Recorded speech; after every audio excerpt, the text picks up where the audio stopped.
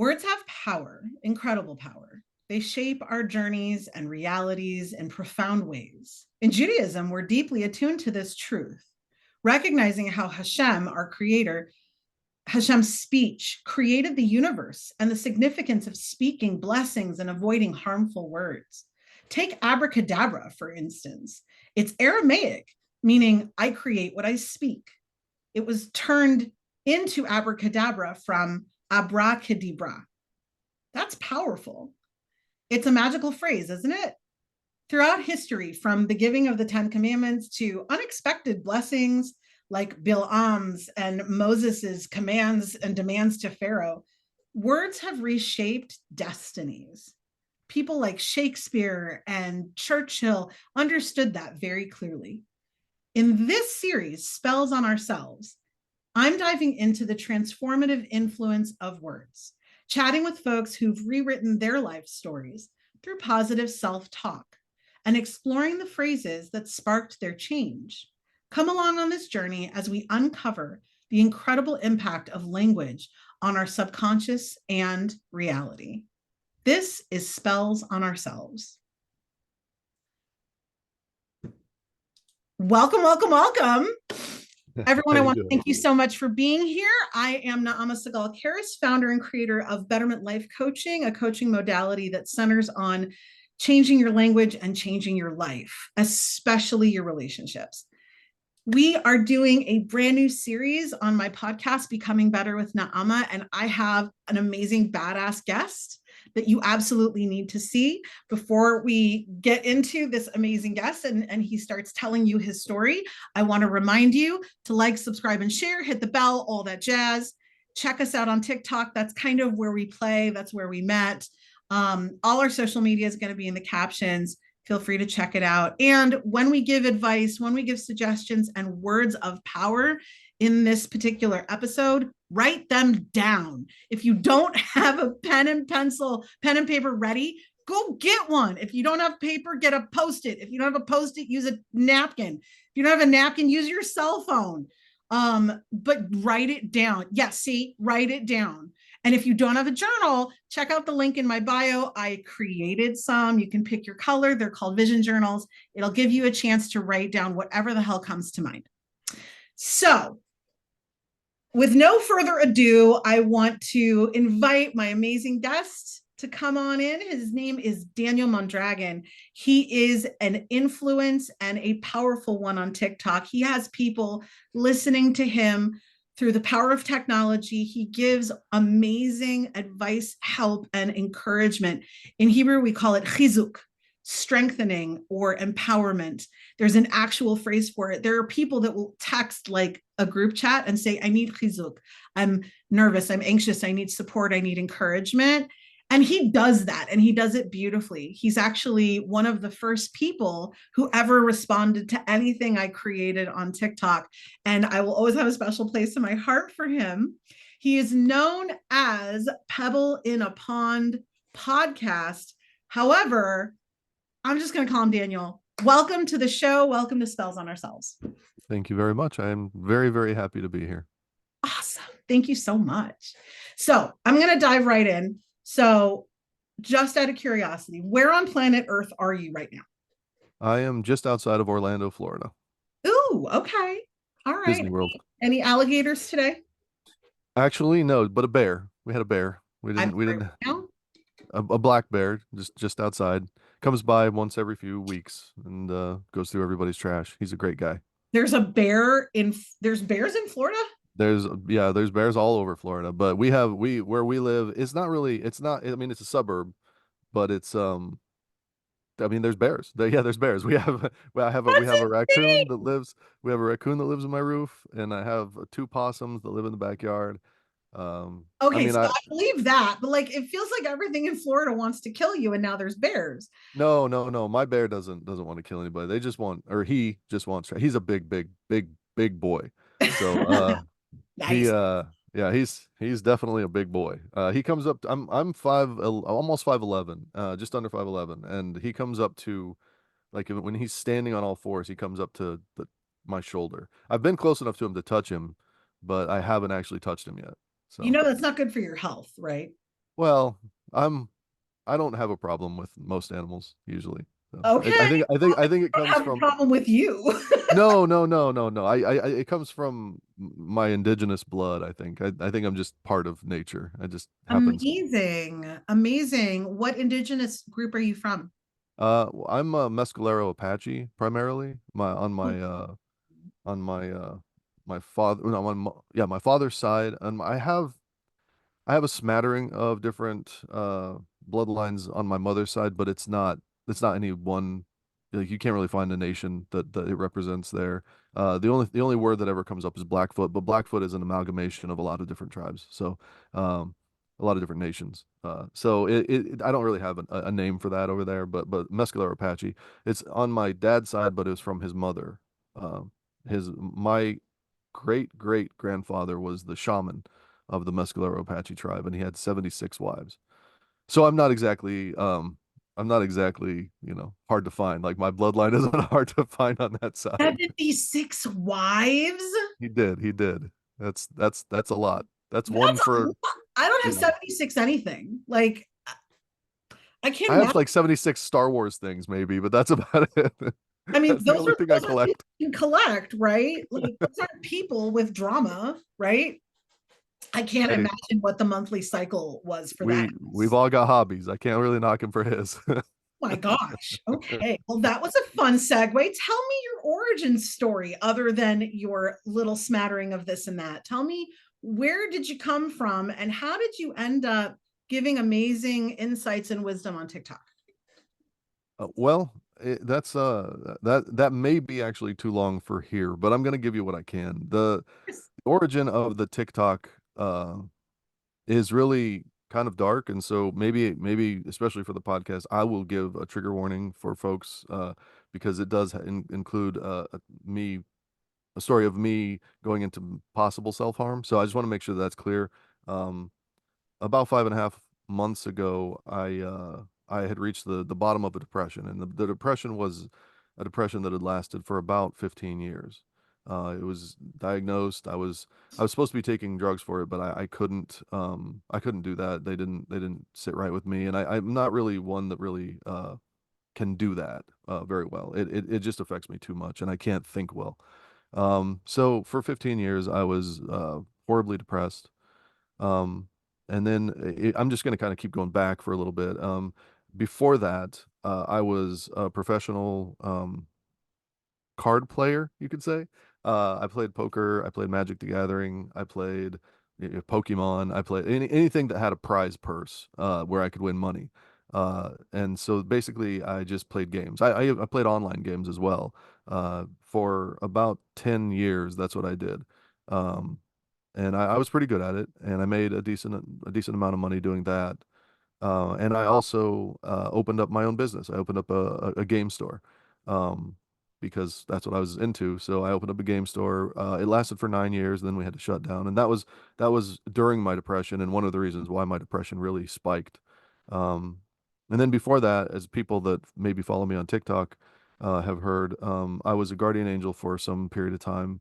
If you're not sure what a guardian angel is, it was a basically a community group that would patrol bad areas in cities. And the group itself is kind of not great, but what we were doing was great. And so I was proud of that, and I did a lot of work there that really helped a lot of especially young women out of really bad situations. And that kind of was has become emblematic of who I am today. Um, as I go forward again into my where I got to TikTok, about 5.5 months ago, it was in October of 2023, I hit the bottom of that. And in a moment where I was ready, I was ready to shuffle off this mortal coil, as they say. Um, I had a I don't know. I'll be honest, I don't know. I don't know. I was on my bed, sweating bullets, crying.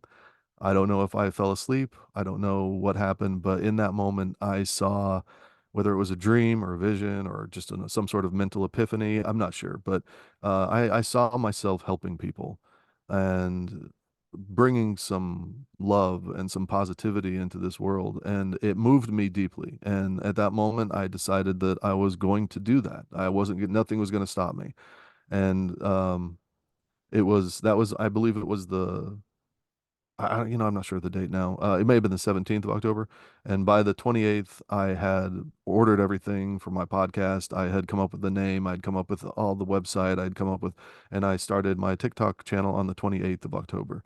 And if you watch the first video, it's really rough. And I had no idea what I was doing because that was literally the first thing I'd ever done on social media. It's because we all And suck when we start stuff. oh, absolutely. We're supposed to Absolutely. suck at the beginning. And I've actually left the every video I've done, I have left up specifically for that lesson for myself and for anybody else that comes along. They can go back and what's crazy is, and this is something that I've actually started keeping track of because I didn't realize this. Uh, in the 5.5 months now that I've been doing this, I've made over 580 videos. Holy Which crap. yeah, I, That's a and it's lot of funny. videos. It is. It is. It's a lot. And I didn't realize it. I didn't realize it. And what's crazy about it is that all of my videos are 6 to 10 minutes long. I really very rarely get underneath that. So I'm prolific in that in that category. Yeah, no I've kidding. collected I've collected videos like my great grandfather collected lives. So Oh, that's a really nice analogy with a whole lot less drama. I would like to point out, but damn. So over 500 videos, at least 6 minutes. That's 3,000, 3,000 minutes of you correct. growing and sharing and helping people. I hope so. I hope that's what that is, because otherwise it's a lot of minutes wasted. I'm going to go out on a limb and say probably not wasted. No, no, it's not. I know the effect I've been having, and I'm very, very happy with it. I'm very proud of it, and I'm not gonna. Normally, I would be a lot more self-deprecating, but there's no place for that here. I'm So not a fan. I'm not a fan. So we can just skip that part. okay. Okay, so now I have a bajillion questions. So first of all, um, you're gonna give me the link to the website. Obviously, I'm gonna put that in the show notes. But is your channel with your videos in the website or is it on YouTube? Or is it on Uh, TikTok? it's only on TikTok right now. What I'm doing is I'm doing everything on TikTok, and then basically in batches, I'm moving stuff over to Instagram and to YouTube and stuff like that. I'm just kind of moving it over there slowly. I really should be doing it faster, but I'm doing it all by myself. So it's a lot of work, especially when I put out that many videos. Yeah. So because I use the TikTok editor and everything, I have to go in and pull the watermark off and all that stuff to be able to post other places. Of So it's a course. lot more work than I thought. I really should be smarter about it, but I'm a creature of habit. So So the more you get to know me, the more you're going to learn that I have several rules that I operate by. And one of them is I never use the word should. I find it to oh, be a terrible word because it has implied expectations that you've already failed to meet. So you correct. shouldn't be doing should. But wait, didn't you just say shouldn't? I know. I know. I'm a I'm a complex creature. So I love that and that's fantastic and you are going to take as long as it takes and it's fine, but that's a lot of work that you've put in just 5 months. That's like It a is. 100 videos in 1 month. Yeah. I can barely get 10 videos in 1 month done. Yeah, that's what a lot of people have said to me, and it wasn't something that I was doing consciously. It wasn't a goal. I didn't realize it when I was doing it. It wasn't until I hit about 350 that I was like, wait, this is taking up a lot more room on my computer than I thought it would. Like I'm gonna have to go get a hard drive, and I was like, wait, this is a lot. How is this possible? And then I was like, oh my God. So it was. Now I kind of keep track of it. Now it's not that I'm trying to get, I'm not trying to push any limits or anything. I have stuff to say. And I mean, I guess to a certain degree, if you have a moment, I should say that. I should say that this is not me. I don't go into any recording moment with a lot of notes and a lot of forethought. I go in and I just say what's on my mind and what's in my heart. And so that's one of the things that I think has kind of separated me is I'm as authentic as I can possibly be. I'm showing everybody the warts and the boils on me. There's no hiding anything. I do that because we live in a world where everybody has built these constructs around themselves to protect them and to, make themselves feel better. And what I've realized is that my power comes from being completely and totally honest and authentic all the time. That's my shield, that's my sword, that's the thing that makes me who I am. So what people see on my TikTok channel, what people hear in the podcast, that's as real as it can be for me. I don't edit things. If I make a mistake, they see them. That's just how I am. I think that's beautiful. And I completely agree with you. If I, let me put it this way, I don't have the brain power to be anything except the person that I am because it just requires too much effort. It's Oh, just hard. And I don't have the energy and the brain power to make that, like create a fake persona. I will like beat my mug and look nice on camera, that's fine. But like pretending to be something else, no, I don't have it in me. So there was a point in time where, and this is something that I've talked about quite a bit, is there has been points in my life, especially when I was playing games and things like that, where a lot of, and we'll get to this, I'm sure, but a lot of my information, a lot of the knowledge base that I have is in adversarial understanding of mindsets. I would sit across from a table and I would want to beat somebody, so I would have to know how they would think, and so that's where a lot of my training comes into play. But the overall, I don't even know how to say it. Go ahead. Let's keep going because otherwise I'm just going to go on longer and longer and longer. I no, don't want it's to do fine. I wanted to touch on a couple things that you had mentioned because I found them to be really beautiful and also reminded me that I'm not alone. Like I do this for a living and I still get stuck in my amygdala thinking that I'm all alone and that no one could possibly relate because, amygdalas. it. But Right. you had mentioned that you had gone through a depression that was 15 years long and that 5 months ago you finally hit the end and you were in that dark night of the soul, and that you had a moment and you weren't sure what it was. And then all of a sudden, you just saw yourself helping people and you made the decision, and that was the end of it. And now, 5 months later, look at you.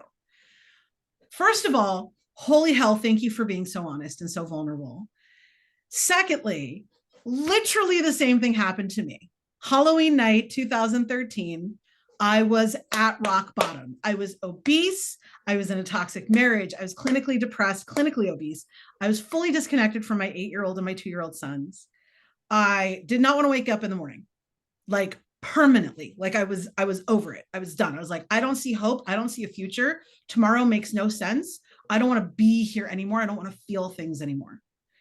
Yeah. And obviously some of that was like chemical and hormonal and like lacking sleep and water and food and all the other good things you're supposed Right. to Right. Right. do Yeah. for plants with emotions. But I had that dark night of the soul and I had that moment and I was outside staring at the moon, praying to God, begging for help. And I had that experience myself. And it was the most powerful connection moment I've ever had with my creator, except for my near death experience.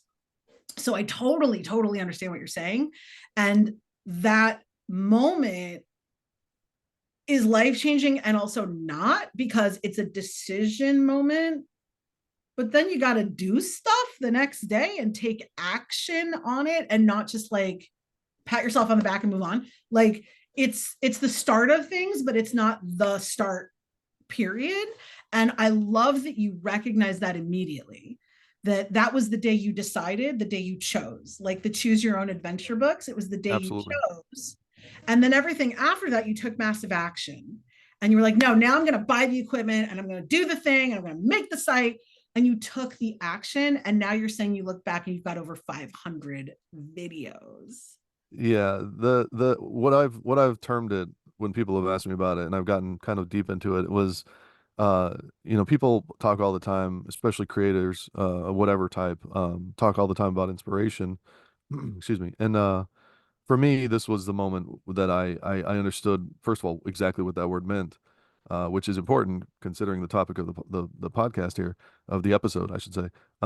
Inspiration was a key moment there, that word inspiration, because at that moment, what I felt was what I've termed as true inspiration, where it wasn't so much like as you termed it was a choice, but it really wasn't. I didn't feel like I had a choice. And I even now when I sit in my car and I make videos, I don't really feel like I have much of a choice in it. I feel like this is something that I have to do. This I Oh, don't I wouldn't say as a non-religious man, I wouldn't say that I have been called to do it, you're but compelled. some have said that. And so I have to respect that outlook on it. I do believe that there is something more to this than I understand, and I just have to kind of roll with it until I start to understand it. And that's what I've been trying to do. In my time on camera, I'm trying to just deliver a message that comes from somewhere inside of me. And off camera, I've been studying, constantly studying. That's all I do now, really. Every now and then I'll play a game on my computer, but for the most part, every minute of the day is spent meditating, studying, and trying to figure out where all this is coming from because I genuinely have no idea. That's amazing. That's amazing. So you had this moment, you took massive action. 5 months later, you're seeing a result, and you've started diving into self exploration and studying when you're off the clock, so to speak, or off the screen. And you feel compelled and driven forward by almost an unknown force to do this. Yep. Yeah, same Z's. Okay, number two. I would love to know if you remember. Some people have blocked out their childhoods, but if you remember, what are some of the words and phrases that you remember growing up with that either helped you immensely and you still use them today, or they just no longer serve and you really sort of like deconstructed those mistaken beliefs? Are there any words or phrases that ring true for you that resonate? I actually have thought about this quite a bit, and the reality of it for me at least is that singular words never held much weight for me. My mom was the kind of the real force in my life. My dad was not. He was there for a good portion of my life, and actually for a while he was my sole caregiver, but he was not somebody that was a real strong influence on me. My mom was really the source of all of that. And so for me, my childhood was not really, I can't really say that there were words or phrases that really pop in. There was music and poetry. That's how it was delivered. That was the mechanism where it came into me. And so I have songs and I have lyrics and I have quotes and I have probably I would I'm not going to do the whole thing, but probably the single most powerful collection of words in my life up to this point Invictus. no. Is the poem I don't know what it's actually called, but uh somebody said that it couldn't be done, but he with a chuckle replied that maybe it couldn't, but he would be one who wouldn't say so till he tried. And it keeps going on and on. And that's kind of my entire life. That is everything to me. That I've always been somebody when somebody says I can't do it, I'm the person that says I'm pretty sure we can. I'm pretty sure we like no nothing's going to stop us if we really try. And that's kind of where I always was, and that's why uh, disappearing into a 15-year depression was devastating to me because that ceased that progress, that ceased where the direction I was going in, and it created an entirely new version of me, one that I'm now having to come to terms with and trying to rectify all of the damage that I did in that time. So it's kind of a dark period for me still, but because I'm able to harken back to those days and to those ideas of my childhood and the concepts that really built me into who I am, um, especially that poem, it really does make me feel like now I can push forward. Now I really do. I can get through it because I don't know if anybody else has a story like mine, and I'm pretty sure they don't. So if I'm the only one that's ever lived this, then I better be doing it right. I better be figuring it out. So that's just where I come from. That's amazing. I need to hear it again. Say it one more time because it just hit my body so hard when you said it. Say it again. I say I don't know what I have to say again. The poem. Oh, somebody said that it couldn't be done, but he with a chuckle replied that maybe it couldn't, but he would be one who wouldn't say so till he tried.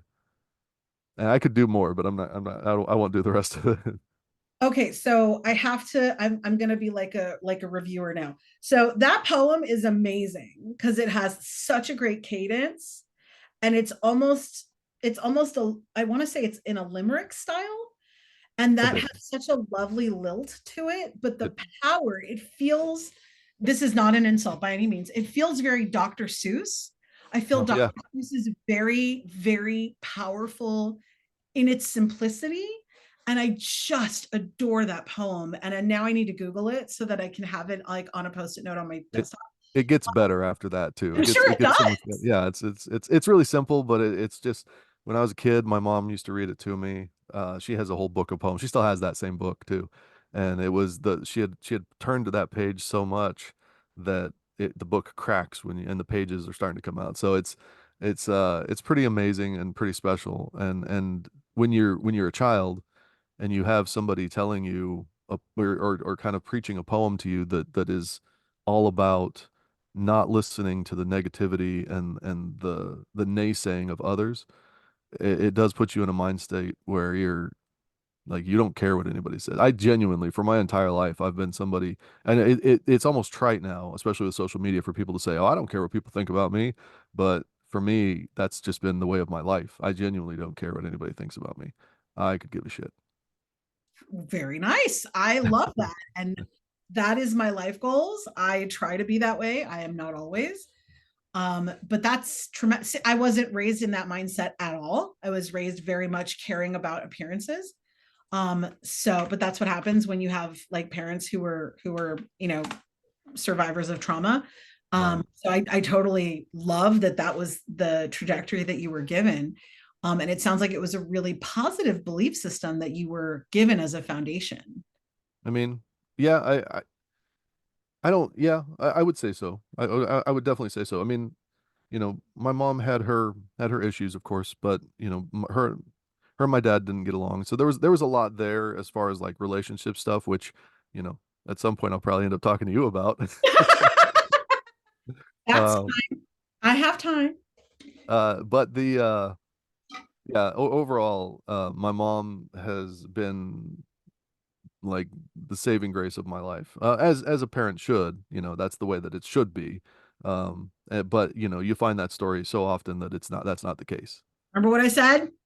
I'm sorry. Yeah. Well, I think, but you can give me an allowance. You can give me an allowance on this one Of because I wasn't course. talking about me. No, I was of talking about course. other people You would think, and how, right? a societal expectation. That's what I was talking about.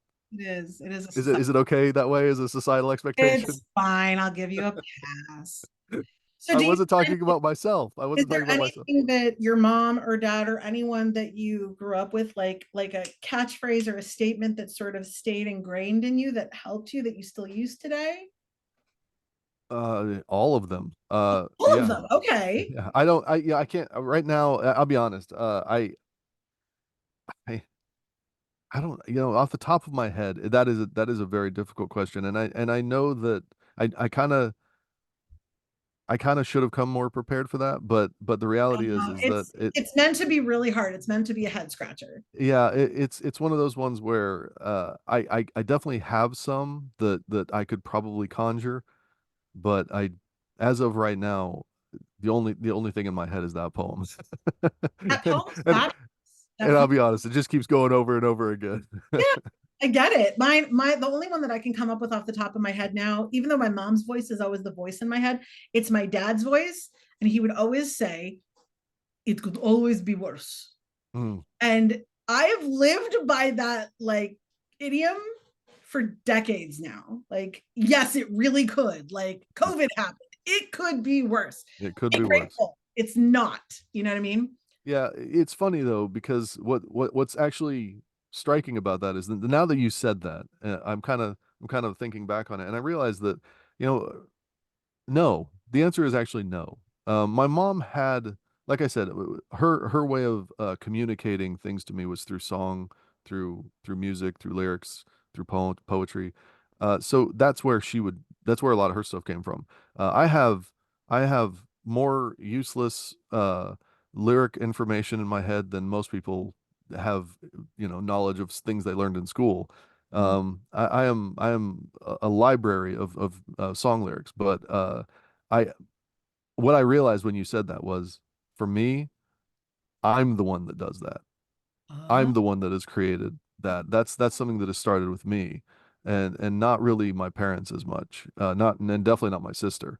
Um, yeah, there's not a whole lot that I was not in terms of that I was raised on. But for me, uh, as funny as it may be to say this on this particular episode and yeah, in this series, words have a lot of power. Words are not just how we communicate ideas, they are how we build our thoughts, how we create the worlds that we live in. And this speaks more and I'm sorry if I riff here a little bit, but riff this away. speaks to the nature of the world and the realities that we all have. So many people, they spend so much time building a reality out of the words and the concepts that have been ingrained in them.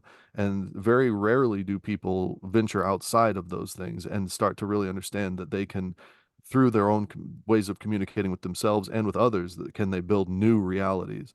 Exactly. It really is magical, and it really is astounding how positive thinking, positive phrasing, positive reinforcement can really alter and change the literal fabric of reality for so many people.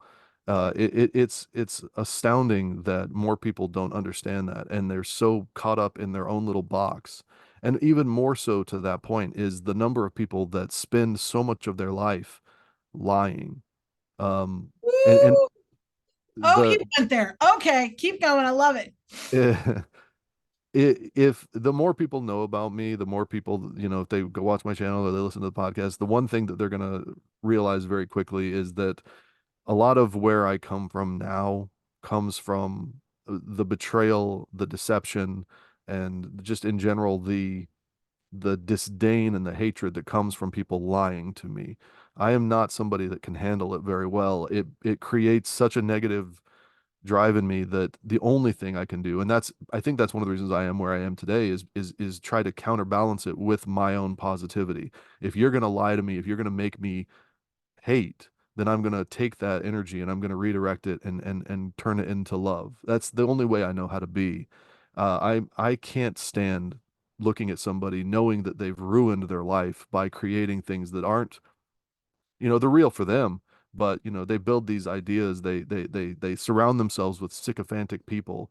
They surround themselves with people that, so many people that I've heard them say, well, my friends don't talk to me this way. Well, your friends need to talk to you this way. You need to know the truth of who you are and what you're doing and how you're hurting people. Ah, yeah, that's that right there.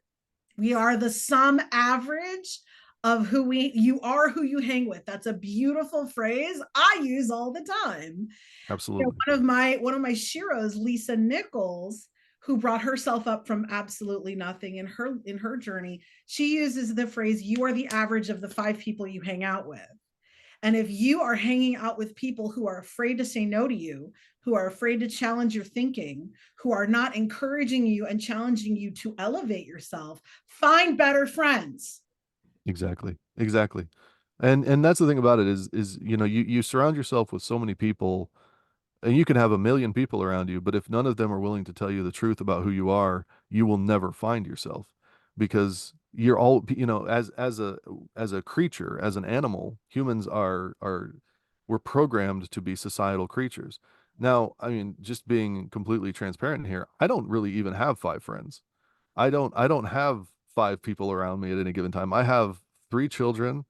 I have my girlfriend, and I mean, I have two very, very good friends. That's literally the entire circle of my life. But that's because so many people have left my life, and a lot of that is through that betrayal and the pain that I go through, that folks will see in my TikToks and in the podcast. The pain that I kind of work through and that I have been working through for 5.5 months is based in that, and understanding that, you know, it, that's where a lot of it comes from, but I'm turning it into something else entirely. And Yeah. I just I can't carry this burden for them. I refuse to. I could. I'm strong enough. I can take the pain, but it does me no good to suffer in silence. Um, And that's genuinely how I feel about it. Actually, you know what? Give me one moment here while I look this up, and ask me a question while I look this up.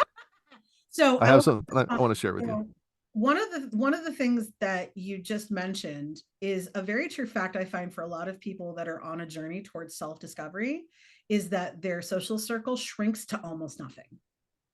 And Absolutely. either it's because they have purged their friends list and they just kind of want to start over and wipe the slate clean because it's really just a bunch of friends from high school who have nothing in common with them. Or the reverse, a bunch of people that know them or knew them no longer jive with the energy that they're putting out. And they're Correct. like, okay, peace out. And they nope right out of it. And suddenly these folks who are unfolding and blossoming are doing it in an empty field. Absolutely. And Absolutely. it can get so scary and so isolating.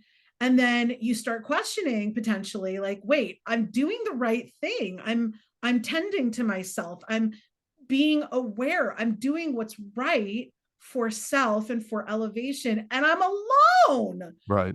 Hell, Right. man. And then Right. you end up realizing, no, no, this is good. It's good. Like they don't want to watch how the sausage is made. And, they'd rather, that's like one of those phrases that drives me crazy because all of this deep, dark work that you and I are doing is dirty and Right. painful and exhausting and humiliating and demoralizing because we're realizing all of these things that we let society force us into in one way or another. And we're shedding all of that skin. And that's a hard process. And people don't want to see that process. They just want to see happy, shiny. And Well, and that's the thing about what I've been doing on TikTok is that I am showing them that process, and no, they don't want to see it. I can vouch for that.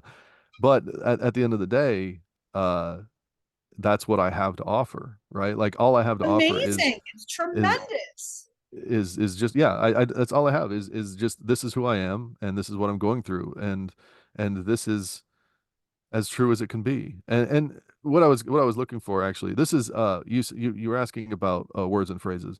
Yeah, yeah. Uh so let me just omit not omit let me clarify an omission. Yeah. I when I was 16 years old, my mom and my dad had been divorced for about 2.5 years at that point in time, and I was living with my dad, and my mom had gotten the opportunity through work to go to Boston, and I'd never been to Boston at that point. And one of the big points in my life, an inflection point in my life, was that trip that I took with her because we had been apart. And on that trip, we decided to go to Walden Pond. Um, and The in that, Walden Pond. yeah, where Henry David Thoreau wrote Walden, and this was something that we had done because I had started to kind of read about a little in school, but in school they give you a really crappy version of Walden. You don't get to read the whole thing.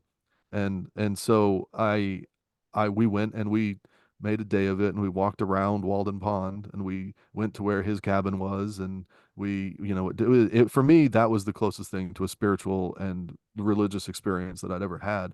Oh, Uh Thoreau had written as a transcendentalist, had written words that were defining in my life. They were literally the what I was like, the belief system that I had started to acquire at that point in time at a very 16 years old. I was a very formative age.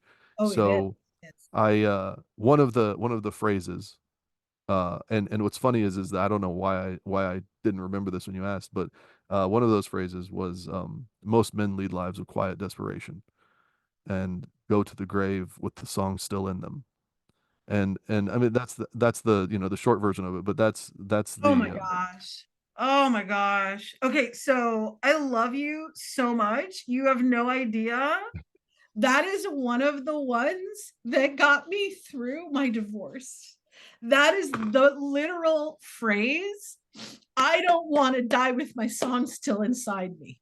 that's That is literally a phrase that helped me survive. It's what I would say to myself when I was in poverty. I had no furniture. I was alone for the first time in my whole life.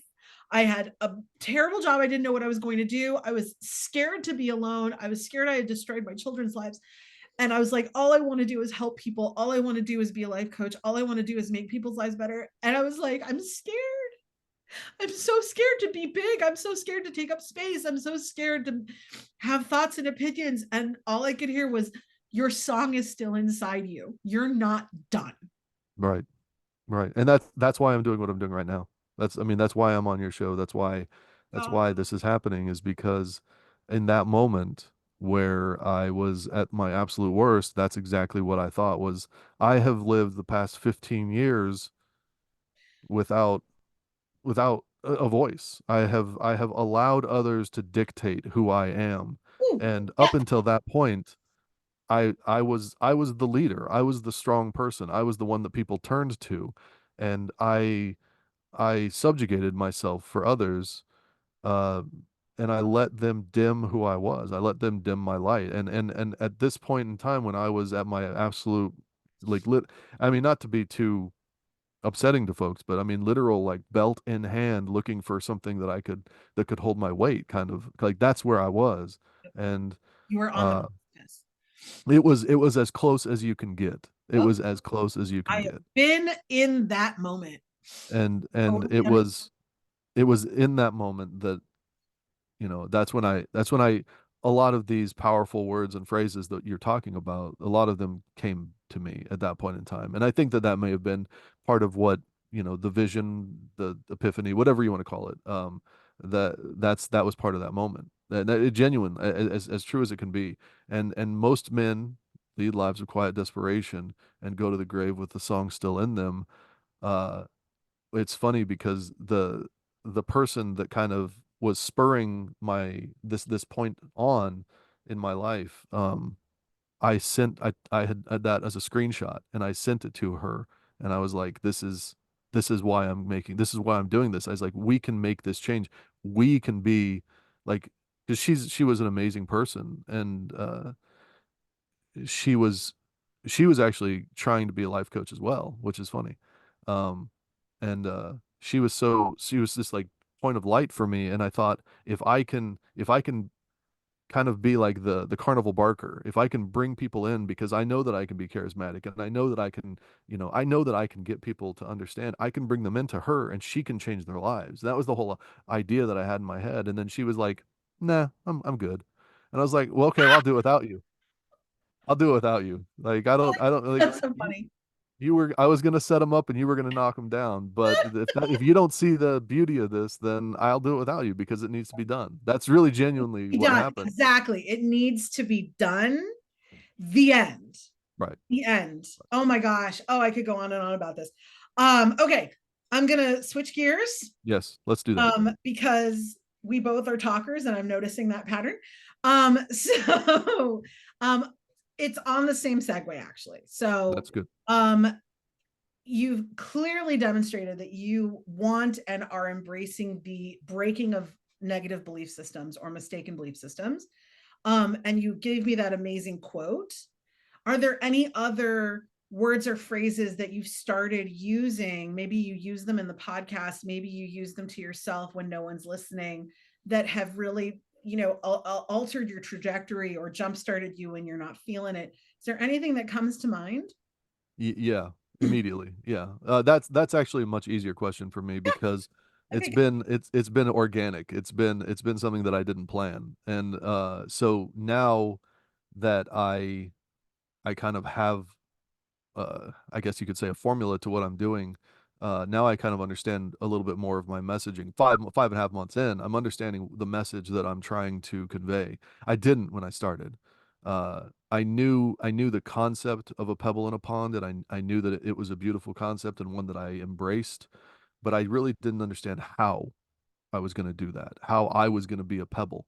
I didn't understand it. And so I really was working through it in real time. And as I went through those videos, um, some concepts just kept in the way that I would speak, some concepts just kept coming up naturally. And that's why I say it was organic. Um, so now if you watch my videos over the past probably month and a half, you'll see me say a 5 word phrase over and over again, and that is that I want to live my life with love, light, positivity, acceptance, and honesty.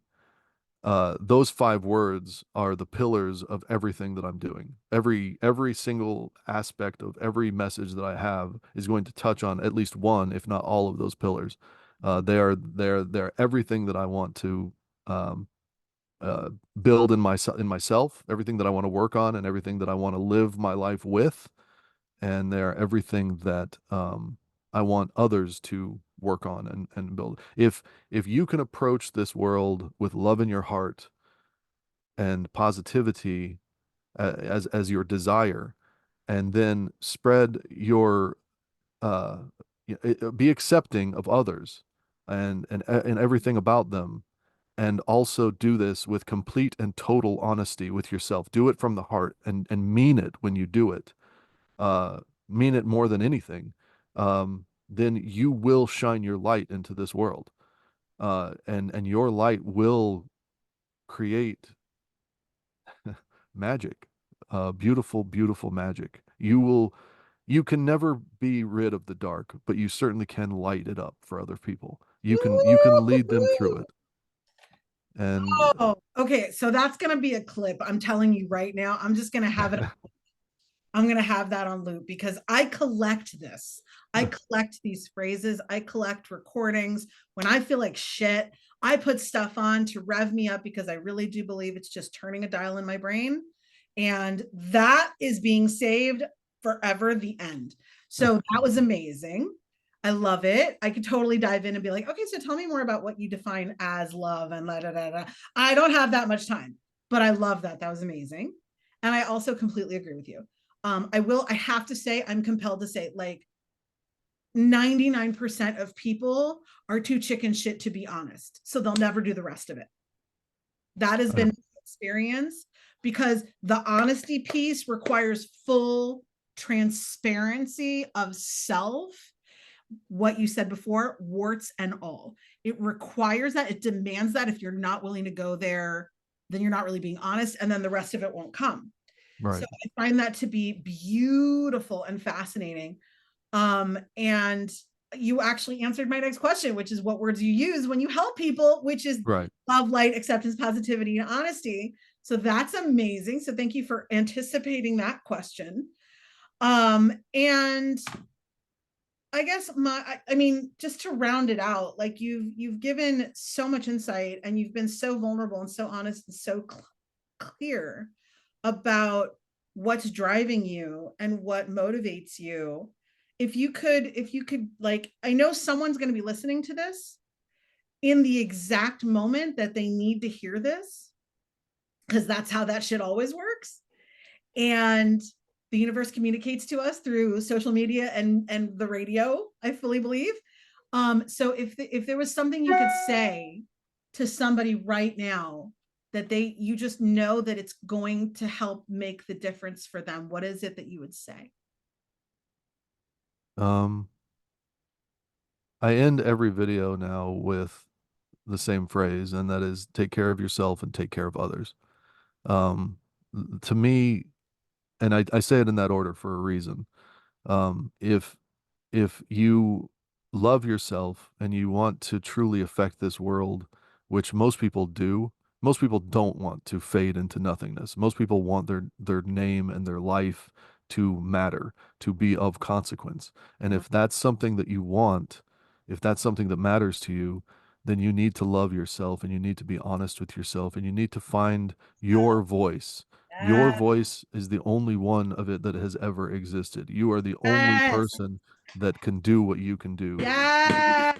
You're the only person that has your collection of experiences, your collection of thoughts, your collection of emotions. You are the only one that can convey the magic and the beauty that is within you. And if you don't do it, then the world will be a lesser place. And that is probably the most important thing that I say to anybody. And that's the thing that when I have said that, people will message me or reach out to me and say, I needed to hear that and thank you. I have so many people now through TikTok that have reached out to me and told me that, they weren't doing this thing or they weren't doing that thing and now they're doing it. And, oh, helped them through this part. and that's lovely, and I really certainly am not diminishing it in any way, but that's just the start. That's just the start. I'm not done. I'm not anywhere close to done, and I'm not going to stop until I feel like there's enough people carrying this this message that I can maybe rest. And once I feel like that, then I'll be okay. But until then, I this message is more important to me than anything else. I have to get it out. And that's about it. Wow, I love that. And actually what you just stated uh also was stated about 3,500 years ago in a book called the Pirkei Avot, the Ethics of Our Fathers, and it says excuse me. I want to quote it correctly because I'm a stickler about that. Here it is. You are not obligated to complete the work, but neither are you free to desist from it. Oof. Facts. Right? Facts. Like, but I, that I I had never heard that before. Thank you I for that. know it's absolutely mind-blowing. And it's amazing because like it gives you permission to not do everything and be everything to everybody all the time till you die. And also gives you the obligation to do the thing Right. in Right. moderation, right? So, oh my God, such good stuff. Amazing, amazing. I am so grateful to you.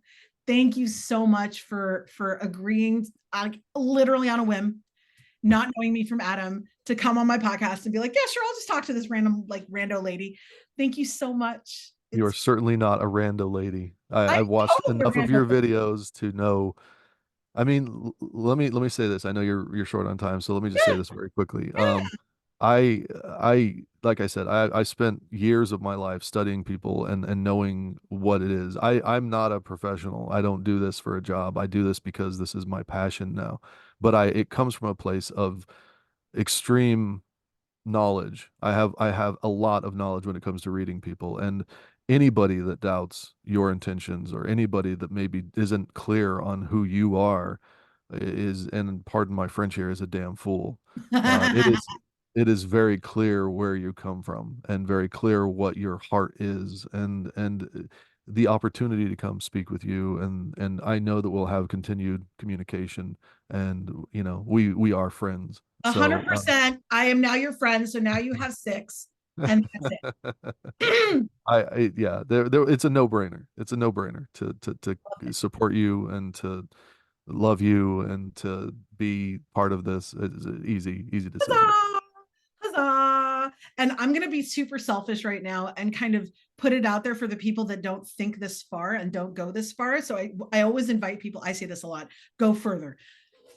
There is so much more power in having a force or an army of people who love and respect you than having a following of, as you said, sycophants.